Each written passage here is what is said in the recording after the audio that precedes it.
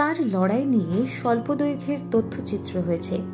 টিভির বিভিন্ন রিয়েলিটি শোতে শোনা গিয়েছে তার জীবনের লড়াইয়ের অজানা কথা। ঝাড়গ্রাম শহরের প্রথম মহিলা টোটো চালক ঝুমা পাত্র এবার ডাক পেলেন সরকারি কর্মশালায়। আদিবাসী মহিলাদের স্বনির্ভর করার লক্ষ্যে ঝাড়গ্রাম জেলা কর্মবিনিয়োগ কেন্দ্রের উদ্যোগে বুধবার থেকে 3 দিনের শিবির শুরু হয়েছে দফতরের সভাঘরে। কিভাবে স্বনির্ভর হব শিরোনামের ওই শিবিরে ঝুমা শোনালেন তার জীবন কথা। আমার টাকাটা মেন কথা নয়, টাকা তো মানুষ রোজগার করবে, কিন্তু মানুষের যে বিপদ এসে দাঁড়াবো ওইটা হচ্ছে মেন উদ্দেশ্য।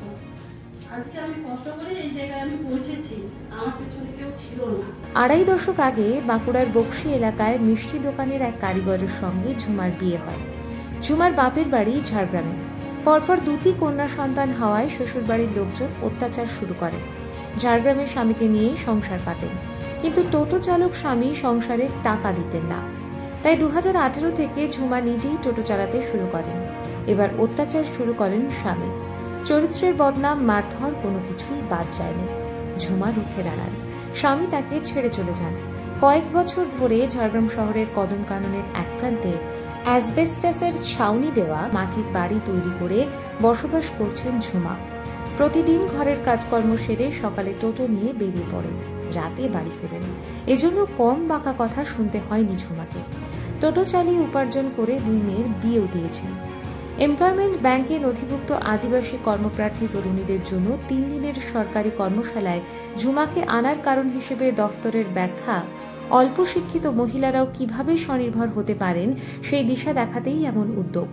জেলা কর্মবিনিয়োগ কেন্দ্রের উপ অধিকর্তা অরুণাভ দত্ত কর্মশালায় বলেন, মহিলাদের নিজের পায়ে দাঁড়ানোর ক্ষেত্রে ঝুমা নিজেই একজন আদর্শ উদাহরণ। সেই কারণেই ঝুমাকে দিয়ে শিবির শুরু করানো হয়েছে। ঝুমাকে সংবর্ধনাও দেওয়া হয়।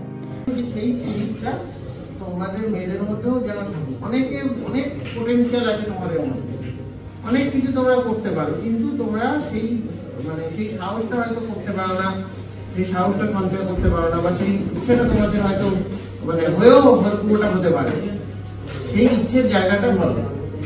ঝুমা বলেন, ভোর রাত কিংবা মাঝরাত যখন কারো প্রয়োজন হয় আমি টোটো নিয়ে হাজির হয়ে যাই।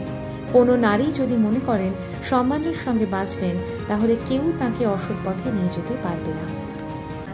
যে হ্যাঁ, আমাদেরকে করতে হবে, কাজ করতে হবে, আমরা কারোর উপর নির্ভরতা থাকবো না। নিজেদেরকে কাজ করে মাথা উঁচু করে বাঁচতে হবে, ছেলে মেয়েদেরকে মানুষও করতে হবে, নিজেদেরকে ভালোভাবে বাঁচতেও হবে, তার জন্য নিজেদেরকে লড়াই করতে হবে। রাস্তায় কেউ ব্যবসা করে ছোট, কেউ কোনো গাড়ি চালায়, সে যে আজকে মেয়েরা আমাদের ট্রেন চালাচ্ছে, প্লেন চালাচ্ছে, আমরা কেন পারবো না? আমাদের পারতেই হবে, আমি কেন পারবো?